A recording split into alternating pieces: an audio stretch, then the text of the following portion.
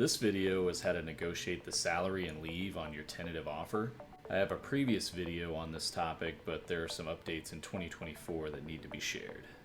Before we get started, you could help out by liking this video to help with the YouTube algorithm. Also subscribe to the channel and hit the notification bell so you can be notified of all the new videos that are uploaded, and share with anyone that could use this information. So many people don't know that when you're receiving your first tentative offer to your first federal job, or you're being rehired into the federal government, that you can request to negotiate your pay and also your leave, which we'll cover later. But you can always request it. It's not a guarantee, but there are some options. So if it's your very first federal job, then you would fall under the above minimum entrance rate. Or if you're being rehired and you had a long enough break in service, you could also do above minimum entrance rate. And what that does is reviews your superior qualifications if the hiring manager is willing. Again, this is just a request. If they're willing, they'll review your superior qualifications, the needs of the agency, and determine what step may be appropriate.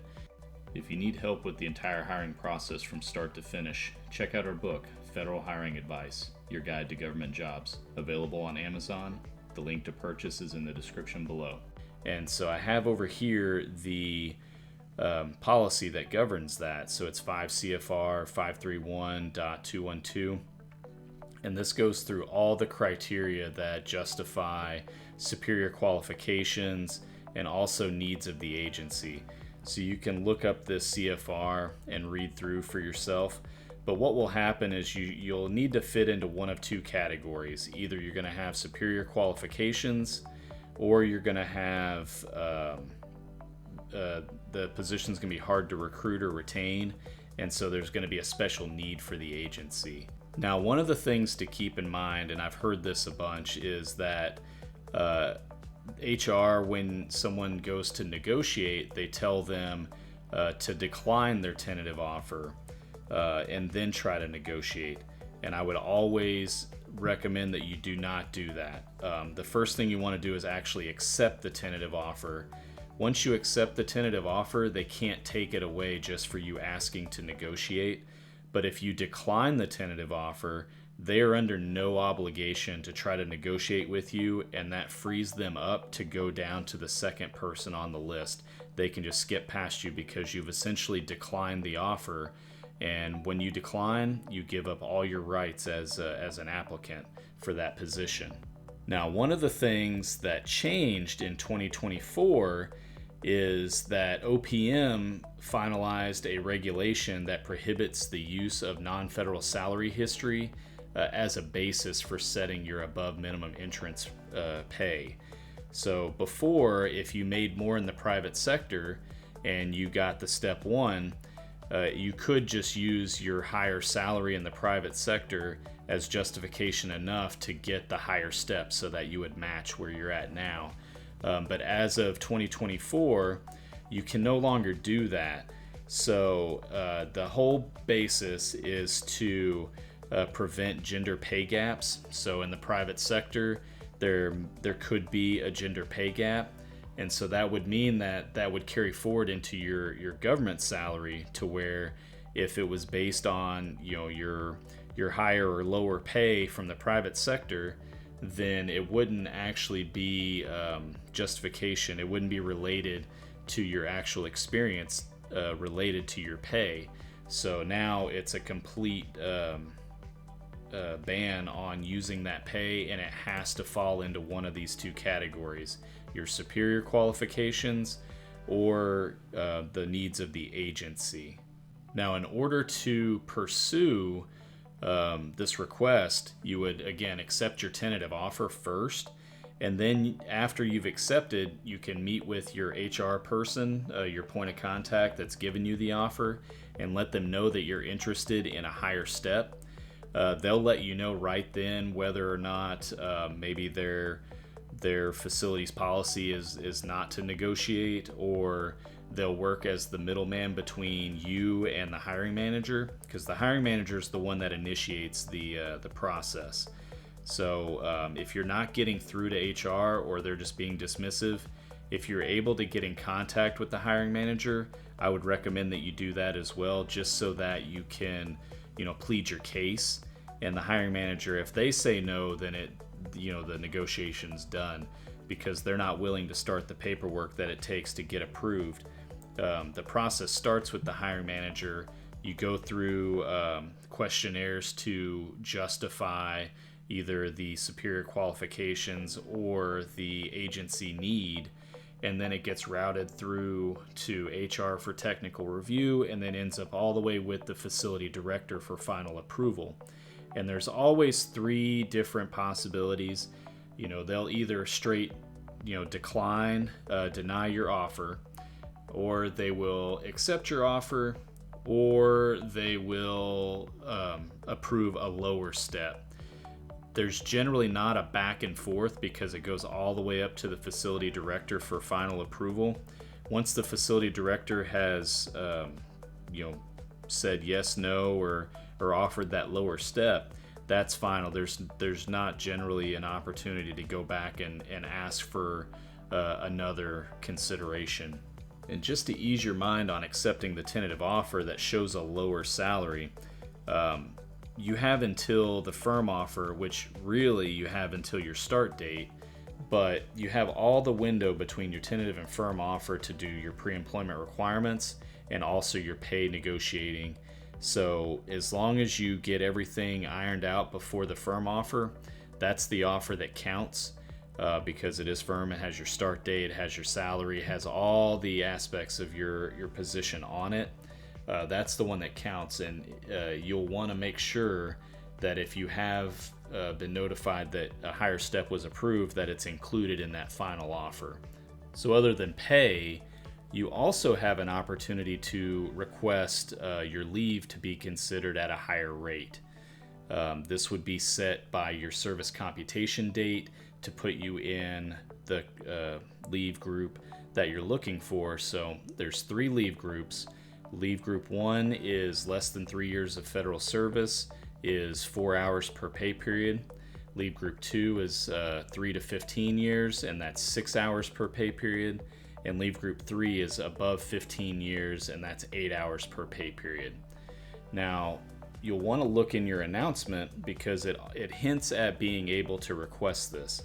You just have to go find it. So when you're scrolling through your job announcement, you'll get past the duties, the schedule, the qualifications, all these details, and you'll get down to additional information or benefits somewhere in this area.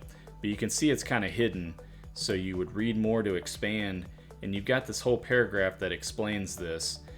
Service credit for earning your annual leave, vacation time, PTO, whatever you're used to hearing it called.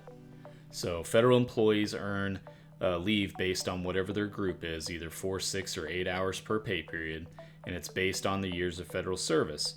But selected applicants may qualify for credit toward their annual leave accrual based on prior work experience or military service experience.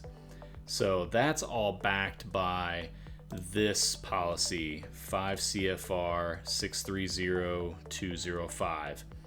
And so what it's talking about for military first is that if you're a veteran, if you've separated from the military and you didn't retire, or you met some criteria if you did retire, as if it was a disability retirement or some other kind of extenuating circumstance, that credit automatically gets counted towards your service computation date when you turn in your DD-214.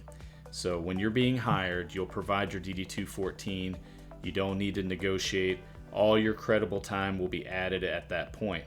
Now, if you did retire, you put in your full 20 years and you did a full retirement, you would not be able to count your 20 years towards your service computation date for leave accrual. What you would have to do is you would have to have your time periods of time that you were in combat or in a combat area reviewed, and that time can be counted. So on that piece, you would meet with your HR POC, and they would give you the paperwork to fill out to show all the dates that you're claiming you were in a combat area, and it gets sent to the military branch office that you worked for so that they can verify those dates. And then they use the date ranges to give you that credit towards your leave group. Now, the other part of it for non-veterans is the credit towards your leave group for non-federal time, non-federal service, non-military service. And as you read through the CFR, what it'll explain is that any time that you spent in a position that was directly related to the one you're being hired into can potentially be counted towards your leave group. So if you were in the exact same job doing, very similar duties, you were just in the private sector versus the federal government, you could have that date range added to your service computation date to put you in a different leave group. So you can't ask and just say, I want 6 hours of leave or I want 8 hours of leave. You have to get the time credited from your non-federal work experience added to your service computation date, and then that dictates what your leave group will be. So if you were doing the same job and it all counts and you had 3 years or more, then you're going to go to leave group 2. Now, if you've been doing it for a very long time, maybe over 15 years, then you could go to leave group 3. The request is the exact same as the pay. So you'll accept your tentative offer, and then you'll request to negotiate that leave based on this time. And it'll go to the hiring manager. You'll have to fill out the same justifications, that it's either superior qualifications, directly related experience, and meets maybe the needs of the agency. And then all that time will be routed in a packet from the hiring manager to HR for technical review, and then to the facility director for final approval. So to summarize everything, if this is your first tentative offer to the federal government, or you're being rehired after a break in service, you can request to negotiate your pay, and you can request to negotiate your leave. I say request because they could just tell you no, or they could approve it, or they could approve a lower step than what you're asking for. The very first step is to accept the tentative offer before you do anything else. Some agencies I've heard will ask you to decline the tentative offer and then negotiate. I would recommend that you don't do that. As soon as you decline that tentative offer, you no longer have rights, and they can move on, and they have no obligation to negotiate with you at all. So the pay negotiation falls into either one of two categories. Either above minimum entrance rate if it's your very first appointment or you had a long enough break in service, or its highest previous rate if you had a break in service, you previously employed had a break in service, and then they were matching the pay that you left. So if you left at a GS9, step 3, being rehired as a 7 step 1, then they would look at moving the steps out to match what you left, or the pay that you had when you left federal service. And then new for 2024 is that you can no longer set higher steps based on your non-federal time, your non-federal salary. It all has to be based on superior qualifications or the needs of the service, if the position's hard to recruit or retain. And then with leave, it's the exact same thing. So you're going to argue that you have superior qualifications, or it's the needs of the agency justify it, and your non-federal leave time will have to be in a position that was directly related, where you were doing very similar duties, and then the time that you spent doing those can potentially be credited towards your leave group, all in the same type of request process. Work with HR and the hiring manager, and then it goes through for approval. If you're military, a veteran, then you don't have to negotiate. You're going to get all the credit that you're due. So if you separated and did not retire, or your retirement meets certain criteria, then you can have your time credited. Once you turn in your DD-214, it's automatic. If you did retire after 20 years and didn't meet any of these other exemptive criteria, then your time will not count towards your leave, but you can request to have any of your time spent in a combat area credited through verification, and then that time that's verified will get added to your service computation date for your leave. Thank you for watching the video. If you have any questions, go ahead and leave them in the comments and I'll do my best to answer. If you need to work one-on-one, you can visit the website at www.federalhiringadvice.com and we can schedule a time to meet.